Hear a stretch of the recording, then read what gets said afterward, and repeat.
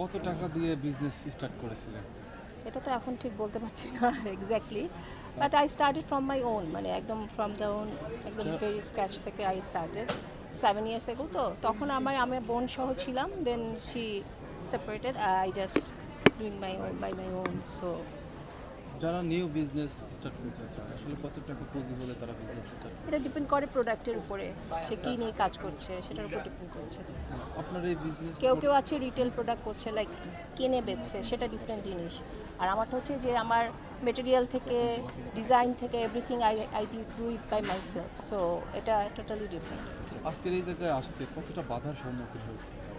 বাধা সম্মুখীন বলতে সেরকম হয়নি, বরঞ্চ ইন্সপায়ার্ড হয়েছি, যতদিন গিয়েছে তত ইন্সপায়ার্ড হয়েছি। মানে কখনো বিজনেস করতে গিয়ে হতাশ হ্যাঁ, যেমন পেয়েছেন? হ্যাঁ, কোভিডের টাইমে, লাইক তখন আমার অনলি 2 বছর হয়েছিল। তো তখন একটা অনলাইনে, মানে কোভিডের টাইমে যেটা সবার হয়েছে অ্যাকচুয়ালি, সেই টাইমটায়। আর এমনিতে বাকি টাইমে it's okay, so far it's. আসলে আমরা ইদানিং